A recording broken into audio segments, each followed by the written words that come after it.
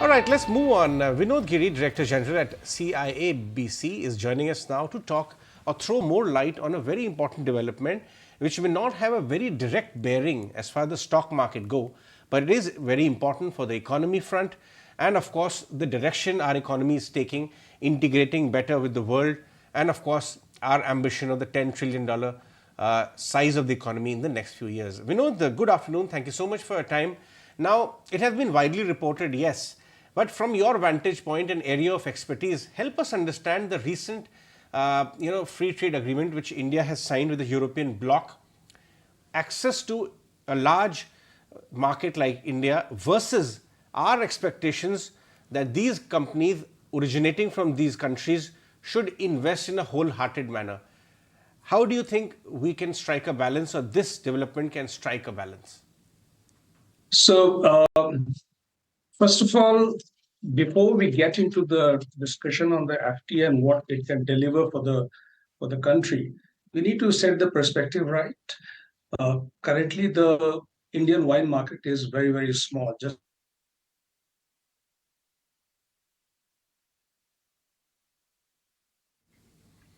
All right. So I think we have Vinod on a bit of a scratchy line, but we'll try to rectify it in a moment. Yeah, please complete your point, Vinod. yeah.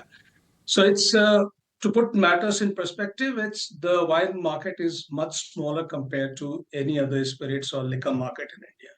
It's about just about 3 million cases compared to a say 400 million cases for liquor or thereabout for beer. So when we look at any FTA, what value it brings to the Indian wine industry, we have to look at what it does to the wine industry. Does it open up the wine industry to become a larger, significant market? Can it be a 10 million cases, 50 million cases market? So when we look at any agreement with the developed wine market like Europe, any part of Europe, we look at what value it brings to the Indian wine industry, because the industry has to open up to become bigger. It needs to have investment in awareness, in knowledge, uh, in the vineyards, in technology, in expertise, and that's what we really look forward to these countries bringing into us.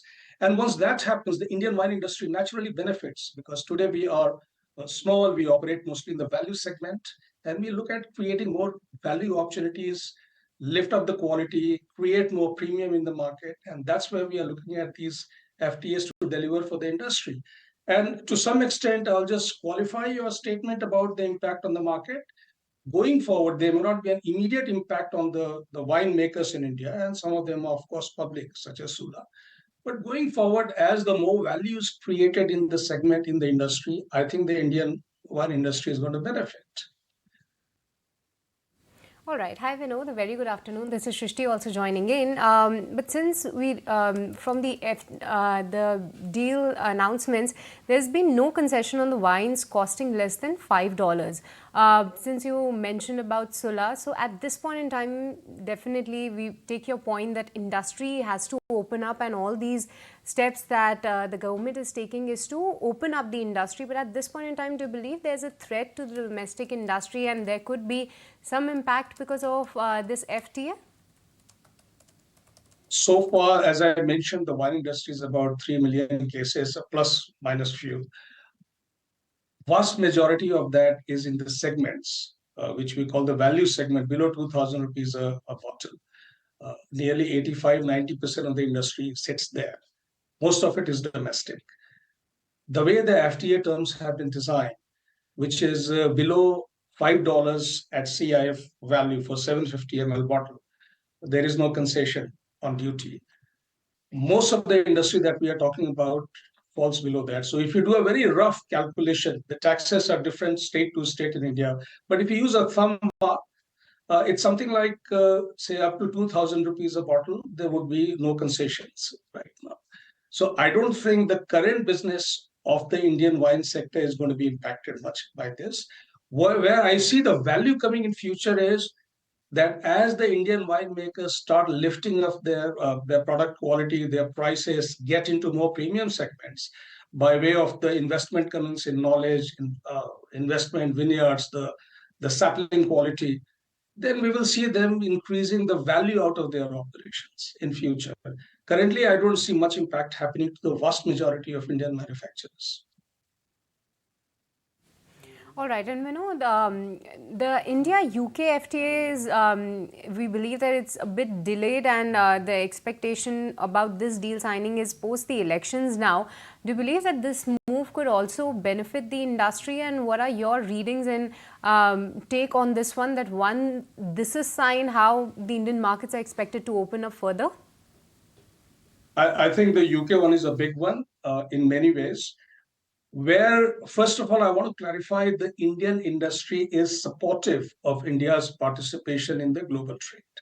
We see a lot of value coming because not only the products which will come in on a reduced duty, there will be not only the finished products, there will also be the intermediate products. And we look forward to creating value out of that.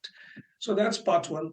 Part two is such an agreement which allows a window for the Indian products to be exported to those developed countries. That is an opportunity that we are looking for.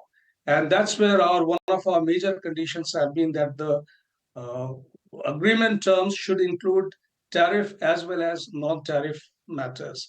To us, the non-tariff matter includes the restriction of the European nations, including UK, on a product spirit being called whiskey if it's not matured for 3 years, which we believe is a non-tariff measure, not applicable to the Indian products, but still being imposed. So we want opportunity for the Indian industry to be there as a part of the agreement. And if that happens, the industry will be very happy because we see us, the domestic industry, benefiting from the reduced cost of intermediate products and new opportunities for Indian products to be exported.